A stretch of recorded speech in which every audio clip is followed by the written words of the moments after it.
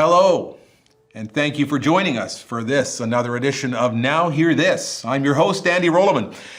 In the past, I have mentioned all sorts of aspects of hearing and hearing loss, the different types of hearing loss, some of the things that people encounter. And I thought, you know what? It's going to be really important to bring someone live and in the flesh to talk to you about their own experience. I'm delighted today to have Pradine with us. Al, thank you so much for coming in. Thank you for inviting me. I'm delighted to have you here.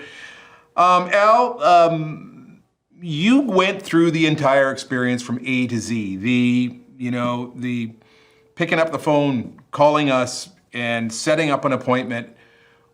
If I may ask, why did you do that? What prompted you to pick up the phone? Well, I was trying to be honest with myself. I was losing conversations with friends, and I guess there was a lack of hearing, and I figured I better get it looked after. There was questions that were coming back to me that I've never heard before. Yeah, interesting.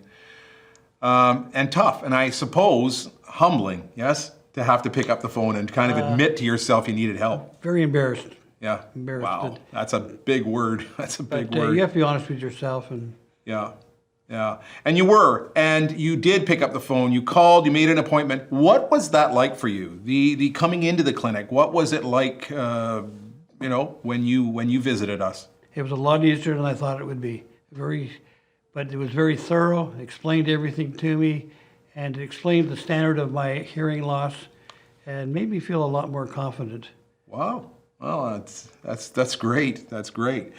You, after everything was communicated to you, you decided, you know what, I need to do something about this. I'm going to go the route of getting my hearing corrected. When I fit you with those hearing aids, what was that experience like for you? It was an instant. I was hearing things I hadn't heard before, and maybe it was the bird in the outside I could hear, sort of things I hadn't heard before. Yeah. And you love your music. I love my music, and something, over the years, I lost a lot of that interest. Not interest, I lost a lot of the sounds of the music. Yeah. It has made one big world of difference. Isn't that great? Isn't that great? So many things. So, you get the restoration of conversation. Your social interactions become improved. You can hear the music better. Really, there's a rehabilitation that takes place, isn't there? There is. And the other thing is, you watch TV programs and you lose a lot. Oh, yeah. By the time you put your hearing aids in, now you're watching a movie and you understand it. Oh, that's great. That's great. There's a lot there.